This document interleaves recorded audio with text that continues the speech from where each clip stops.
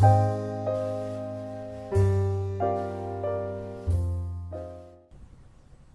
guys, this is Raven again, posting on the Mommy Time with Raven blog.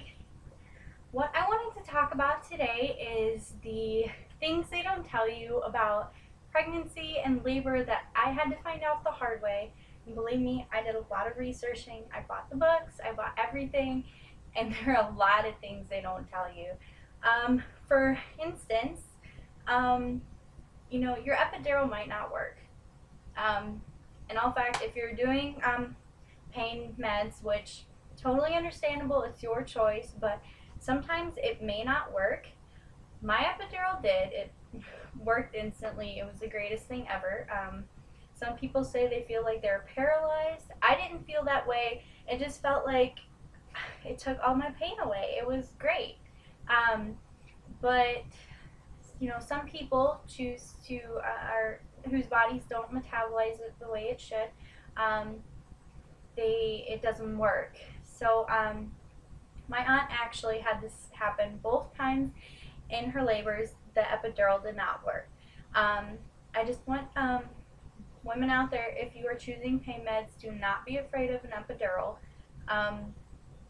If it doesn't work, it doesn't work. I mean, women for centuries have gone through labor without pain meds. You can do it. You're strong enough to. Don't think the pain is going to kill you, because believe me, it doesn't. It only makes you stronger. That's what they say. And it does. And they say when you look back and you think about your labor, the pain is going to be nothing. That's not true. You don't forget it. You remember it. So I think that's a good birth control deterrent for later kids. But the pain is still there. You're still going to remember it. But it just makes you feel better about yourself. The pain you had to go through to have this kid, and you appreciate him so much more. I think that is a really good thing. I chose pain meds. Throughout my whole pregnancy, I said I was going to do natural. I was not going to have pain meds, nothing like that. But when I was in the car and I was not having belly contractions like my Braxton Hicks, I was having a back labor, and I did not kid myself. I said, I'm going to need pain meds. I'm not going to be able to do this. I could have done it without them. Believe me, it would have sucked. I'm not going to lie, but I could have done it. I know I could have. But I took the pain meds. Epidural worked instantly. It was great. But one thing they also don't tell you is that when you have an epidural, you lose the feeling. So your contractions, you don't even feel them. It's great. But when your baby is descended, his head is going to sit on your tailbone, and there's going to be pain there, pressure and pain, and it's going to hurt, and they can't do anything about it because they can't take away that pain. So, it's still going to be pain, not nearly as much, but you're still going to have pain there, definitely. Don't kid yourself about it. Labor is also very bloody. I never thought there would be so much blood when you have a baby, but believe me, it's everywhere. You get a C-section, it's everywhere too, but when you have natural birth, I never thought it would be so bloody, but it is. And then, you deliver, after you have your baby, you're like, wow, it's finally done. And then you have to deliver the placenta, which isn't anything, but if you dare take a glance at it, it's like this huge liver thing. It's like brown, it's gross looking. And I know they let you, they offer you a mirror to see your kid being born or touch the head. I did not take those. I thought that was weird and gross. I just wanted this baby out of me. But they do give you the option. Don't be startled when they ask. Some people like to see their baby actually being born. I took all the parenting and child development classes in high school, so I'd have to see a labor before. I did not want to see my stuff doing that. I did not want video cameras in the room either. That was something my kids don't need to see. They're here. They don't need to see them being born. That's kind of gross. Another thing they don't tell you about pregnancy and labor is, you can go way overdue, and I tried, believe me. I was like 39 weeks. I couldn't do this anymore. But they will not, they will not induce you until you are like a week overdue. So don't even try it. I tried it so many times. Tried to get the ball rolling myself. The baby is going to come when he wants to. And I hated when people would say that. Believe me, I wanted to tear someone's throat out when they would tell me, he's going to come when he wants to. I don't want to hear that. I want the baby out now. But he did come when he wanted to. When they strip your membranes, which is when they put their fingers up there and kind of swirl it around, trying to induce hormones to make you go into labor, it has been pretty effective for people in my family. I got it done once. He wasn't far enough down, so it didn't work that well. But then I got it at my 40-week checkup, 40-week checkup. She stripped my membranes, and he was down farther. She said it felt like it worked. I bled a lot more, because you will bleed. Believe me, you will bleed. And, and then 3 days later he came, so it is all in due time, and rushing it just stresses you out. That baby is going to come out here when he wants to. Rushing him is just going to stress you out. Just enjoy the free time, because when baby comes, my newborn was really great. But when he comes, he may not be a great sleeper, or he may not be a great eater, or he may cry all the time. So enjoy the time you have to yourself, and then enjoy it with your husband, boyfriend, fiance, whoever, because your relationship is definitely going to change after you have this baby. It's not going to be the same anymore. That was something that kind of shocked me. It's not the same anymore. So don't kid yourself about it, because it's just going to make you upset. It changes, you just got to go with the times. In 18 years when they move out, you can have your free time back, but make sure you take time out of your day to each day to kind of just connect with them at least a little bit, because over the years it's just going to be all about your kids. But when your kids leave and have their own lives, you're going to be stuck with this person, or not necessarily stuck, but you're going to be with this person. And if you didn't take care of your relationship, you're going to look at them and be like, I don't know you anymore, I don't love you, it's not the same. So make sure you take time out. I have kind of an attached parenting style.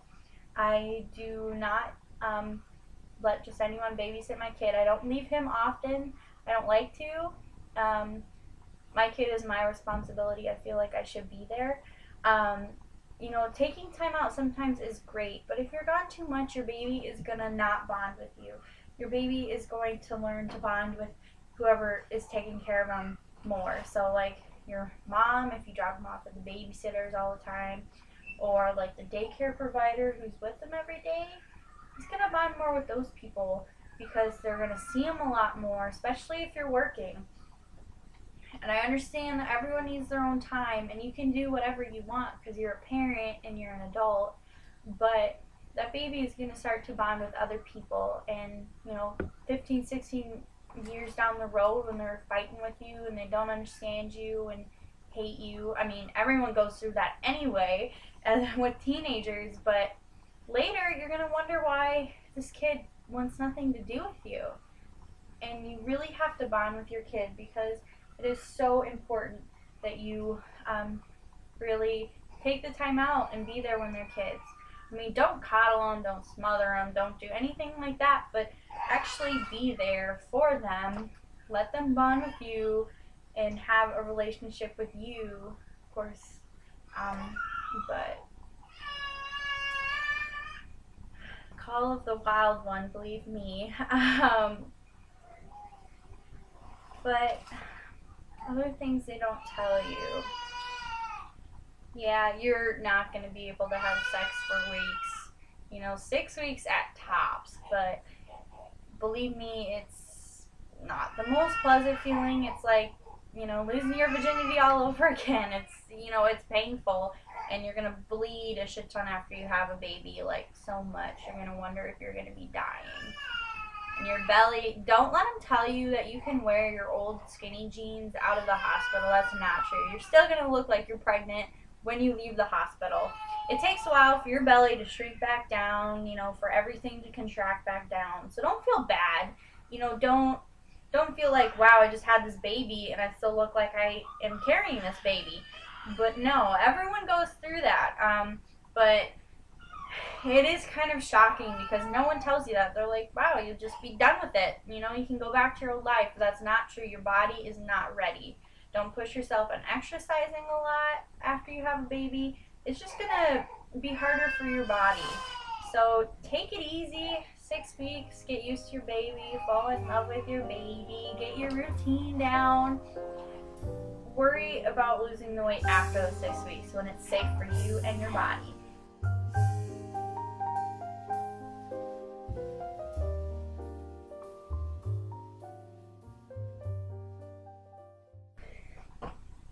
Okay, so another thing that they don't tell you is that during your pregnancy, your baby could end up sitting on a nerve. It can be on your right or left side.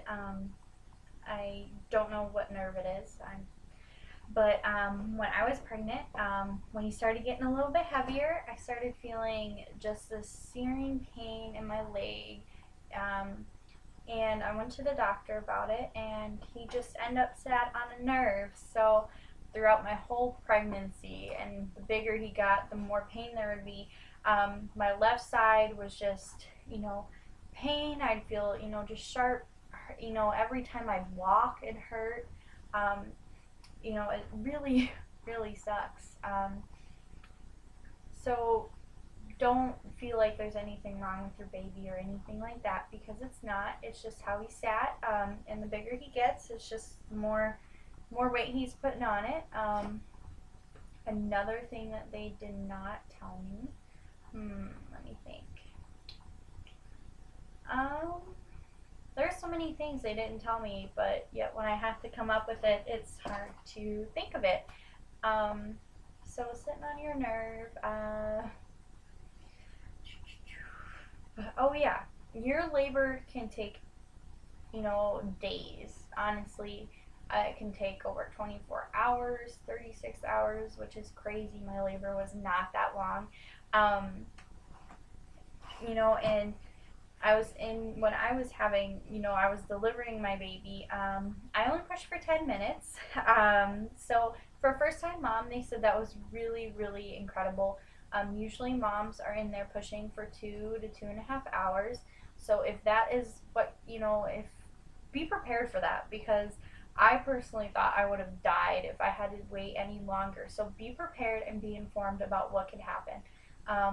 2 to 2.5 hours is usually what first time moms go through. If this is your first baby, please, you know, be prepared for that. It's gonna suck, you know, it happens, but you know, it's labor. It's not fun.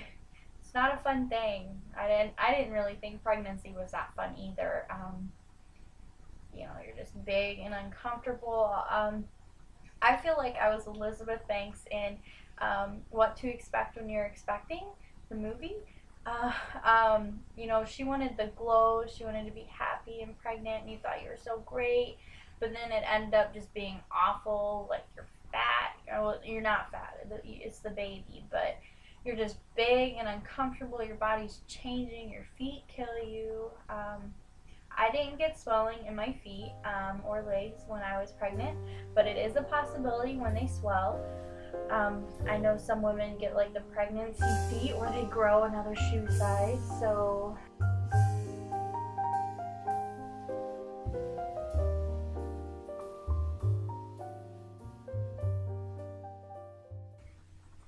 there are a few more things they don't tell you about pregnancy and labor.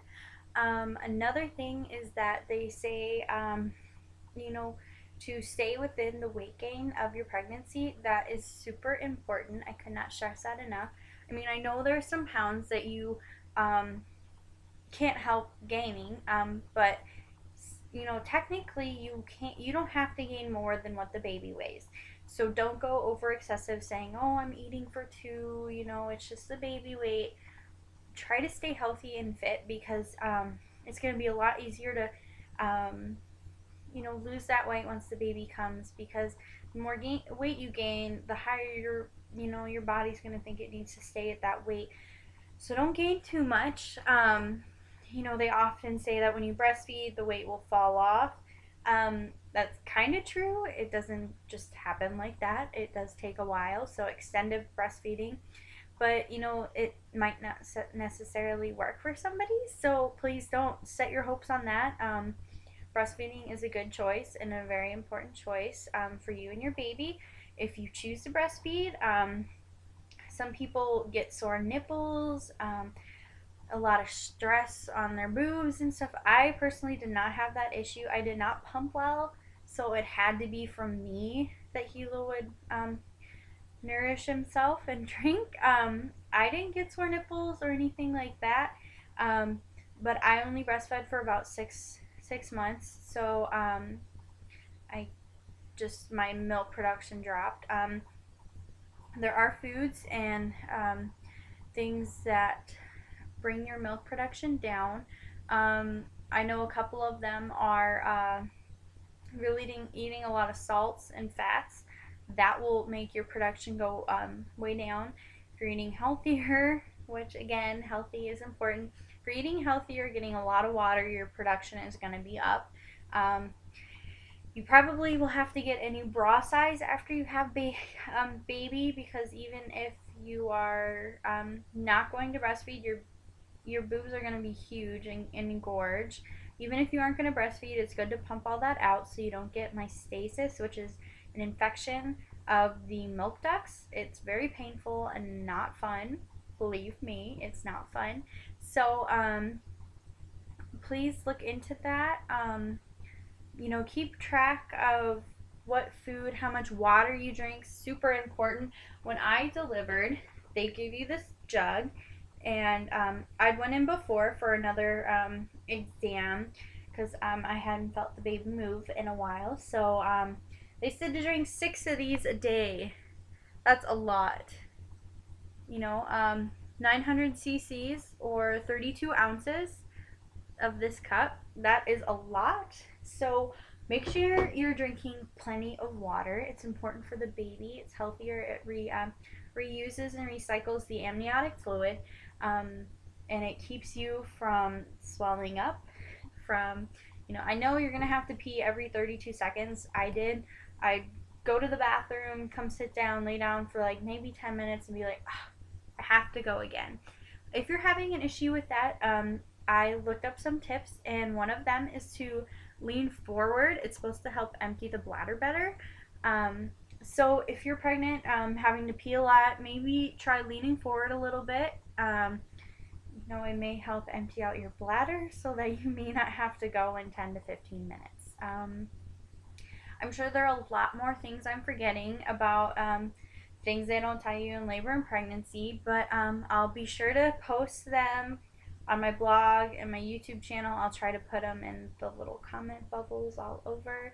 I'll try to help out as much as I can. Again, don't be afraid to contact me with any questions or concerns. I really like helping people, so don't hesitate to ask. I have a doctor mother, so I can always ask her if you have questions like that. But again, if you're concerned about your baby or her health, his health, go to a doctor, call the line that they give you, so don't be afraid to hesitate. All right, thank you.